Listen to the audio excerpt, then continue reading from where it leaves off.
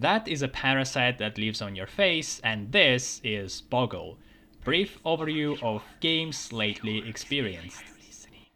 Frostpunk 2 released in 2024 by 11-bit Studios, a game where we get such powerful choices as choosing between Seals or Grandma. My biggest issue is the emotional impact, which I felt very little of. The first Frostpunk hit hard, especially in a New Home and Last Autumn scenarios, when second one by comparison feels considerably more subdued. There are multiple reasons. First is their shift to system scale governance, where people are some nebulous number, the camera is flying around in the stratosphere and abstraction is high. It feels less intimate, less visceral. Second is the heavy reliance on quest objectives. Even after the tutorial, the game heavily guides you to do what the story wants. So it's less about survival and more about just meeting the quest goals, stripping away a lot of your agency. Third reason is the central theme of the scenario itself. You are a steward, a governor with limited power who is the subject to factions putting everything to a vote. A lot of the time you may find yourself forced to do things you didn't want to. Because of that, a lot of the responsibility when something goes wrong is partially lifted. And this last reason is also the interesting part of the game. In the past, 11 bits have been providing variety with every scenario instead of regurgitating something familiar, and here they provided a new democratic angle.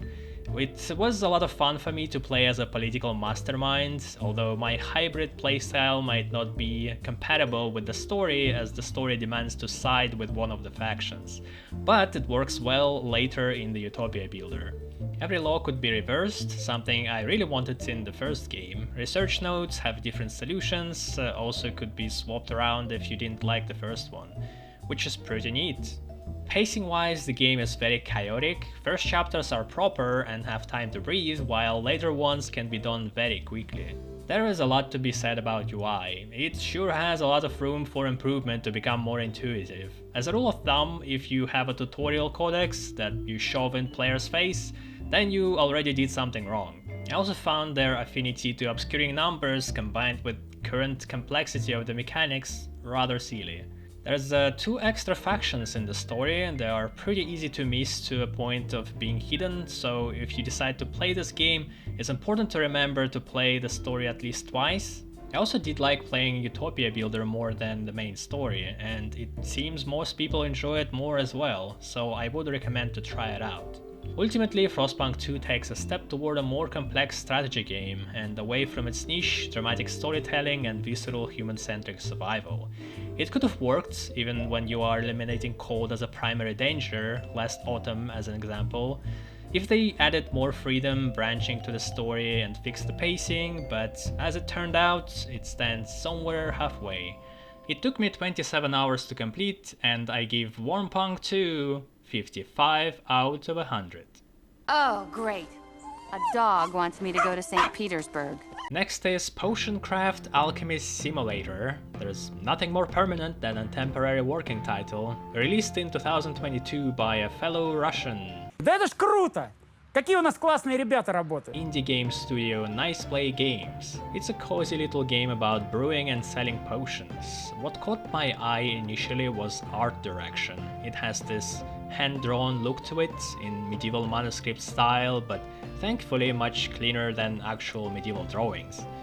The game also has a very satisfying physical sense to it. Whenever you grind, stir, pour, or move things around, it feels very hands-on. This tactile feel rises from good attention to tiny details in visuals of small particles, sediments, indifferent sound effects, and simulation of weight. I liked alchemy in the past and other games such as Oblivion, Old Witcher, or Kingdom Come Deliverance, and I counted the latter as the best executed alchemy minigame. Later, I found out that Kingdom Come coincidentally turned out to be a major inspiration for potion craft. Atmosphere there is very nice and medieval. I liked it a lot, but I didn't like some control problems and controls weren't flexible enough for me. Wise words. Potion craft comes in with their own new idea of abstracting the process with the alchemy map. It has 4 prime directions: wind, water, fire and earth, and ingredients let you move around in it. It's meticulously designed, there's definitely a lot of intent put into it, a lot of tricks you can discover by yourself as you learn. I particularly liked how you can guess where the effect may be just based on associated elements, like with what people usually associate dexterity or necromancy. Then you just take an educated guess going in that direction and it turns out to be right. Without spoiling it, there is a whole interpretive layer on top of the mechanical challenges in this map that rewards a player for paying attention. I had a satisfying eureka moment of discovering how to make the highest quality potions. Here I appreciate developers' restraint for not explaining it, it would definitely have ruined the magic. Now to what I didn't like. Tutorial was verbose and overbearing, first chapter goals are laughable, you went into the garden. I grabbed the ingredient from an inventory, I got a goal, wow. It's like a bit too fucking much. Blatantly over-rewarding the player is common for low-quality generic mobile games, but here it looks completely out of place. The biggest problem of potion craft is the length of the game. At its peak at around 15 to 20 hour mark I would have given potion craft a 75, but as the game went on for 49 hours total, I was bored out of my mind by that point. The progress of the game is blocked by this wizard I grew to hate with every fiber of my existence. Every time I had to wait for him to show up and sell me a new recipe, and then I won't see him again for days. This artificially stretched the game way longer than the concept of it could reasonably carry. Maybe there are hardcore simulator enjoyers who get a kick out of repetitiveness, but this definitely wasn't for me. I also wish the game would provide more challenge, more maybe puzzle elements. The alchemy machine looked intimidating in the trailer, but turned out to be pretty straightforward. You just follow the instruction and do increasing amount of busy work. Overall, Potion Craft is a nice game with very comfortable, intuitive design, beautiful look, and for now holds the title of the best alchemy game within my limited experience. And I give Potion Craft 60 out of 100.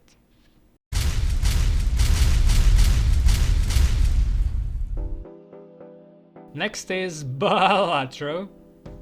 I believe that's the correct pronunciation.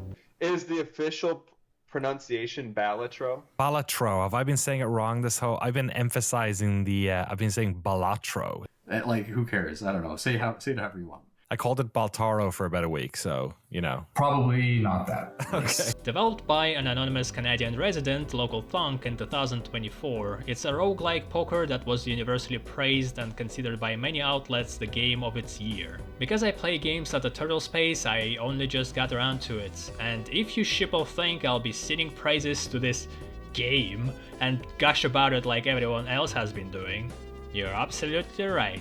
First of all, the game weighs 63 megabytes, that's smaller than most game trailers, smaller than Undertale, and about 0.06% of a Call of Duty patch. Not many people know this, but the real reason LouisF stays anonymous is to prevent angry mobs with torches and pitchforks from showing up at his house. Because this is pure witchcraft. Part of Balatro's success is how many engagement hooks it deploys.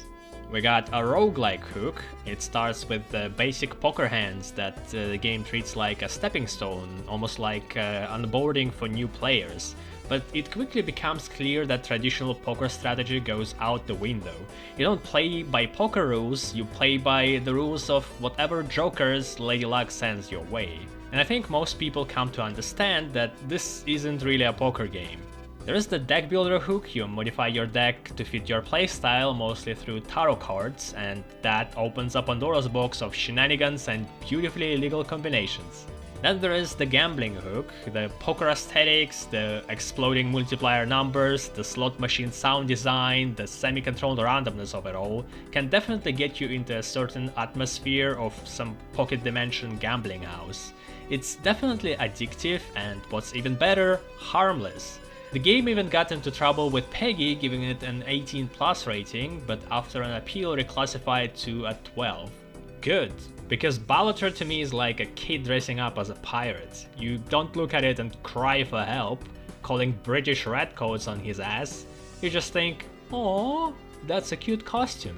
And finally, a card collection hook. It includes visual design of the cards, a beautiful gloss and sheen, a feeling of touch with the ability to drag cards or tilt them in a certain way, rarity, and lastly, the feeling of ownership. That comes from the collection tables. Unlocked cards sit there like trophies on a shelf. It woke up an ancient slumbering urge that I had as a kid collecting Pokemon Tazos.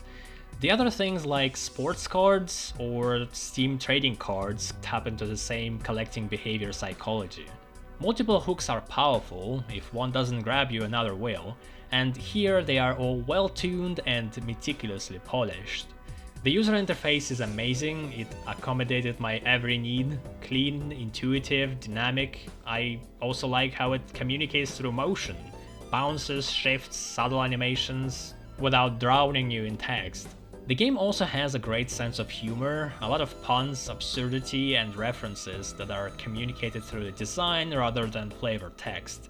And the jokes never take a front stage, they are there for you to notice while you're playing, a design choice I really appreciate. Jokers don't tell jokes, they are the jokes. Balatro's only problem is that it leaves me with no design flaws to sink my teeth into.